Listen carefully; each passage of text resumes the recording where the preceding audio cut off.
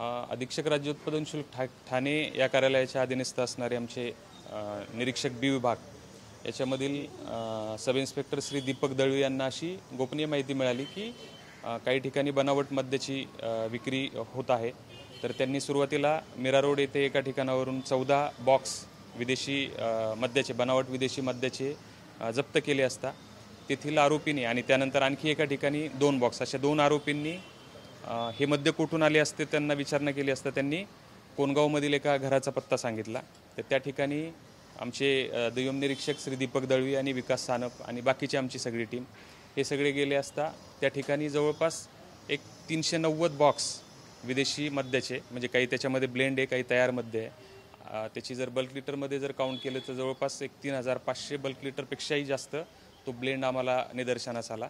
आणि या ब्लेंडसोबतच हे बॉटलिंग करण्यासाठी किंवा त्या बाटल्या उघडण्यासाठी किंवा पॅक बंद करण्यासाठी काही मशीन्स अगदी त्याच्यामध्ये जो रनिंग ब्रँड असतो म्हणजे जो बाजारामध्ये प्रचलित असतो कंपनीकडनं येणारा तो बॅच नंबरसुद्धा प्रिंट करण्यासाठी तो प्रिंटर अगदी हायटेक प्रिंटरसुद्धा आम्हाला तिथे मिळून आला।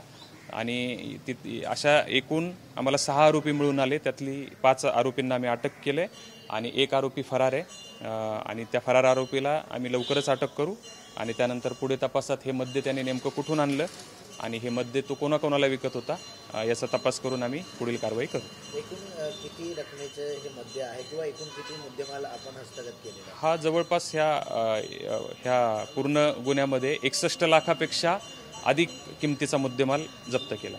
तर डुप्लिकेट दारू बनवण्यासाठी अशा प्रकारचा परवाना नसून सुद्धा दारू विक्री होत आहे आव्हान असेल आणि महसूल देखील बुडवला जात आहे त्यामुळे नक्कीच त्यांच्यावरती कटकटी पुढे जाऊन आम्ही कारवाई होतो। नक्कीच याच्यामध्ये अगदी मोठ्या प्रमाणावरती महसूल शासनाचा चुकून अशा प्रकारचं मद्य तयार केल्याचं निदर्शनास आलंय।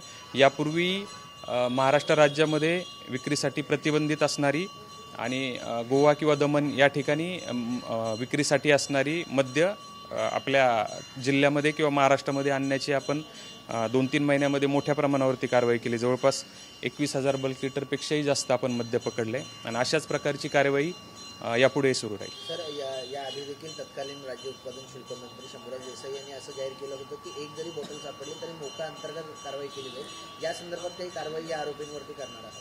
हां, म्हणजे जो MPDA कायदा आहे किंवा महाराष्ट्र दारूबंदी कायद्यातील कलम 93 मध्ये जी तरतूद केली आहे की एकापेक्षा जास्त गुन्हे करणाऱ्या आरोपींना त्यांच्यावरती सुरुवातीला बंधपत्र लिहून घेतलं जातं आणि त्यानंतरही जर ते अशाच स्वरूपाचे गुन्हे करत राहिले तर MPDA कायद्याखाली त्यांच्या अंतर्गत त्यांच्यावरती कारवाई केली जाते। अशा प्रकार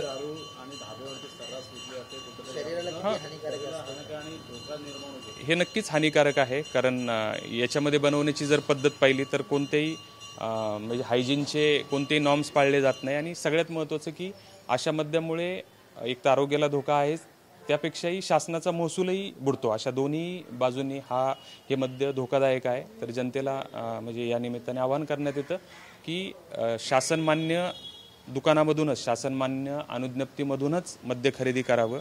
बाकी जे काही इतर ठिकाणी जे अवैध मद्य विक्री केली जाते त्या ठिकाणावरून मद्य खरेदी करण्यात येऊ नये।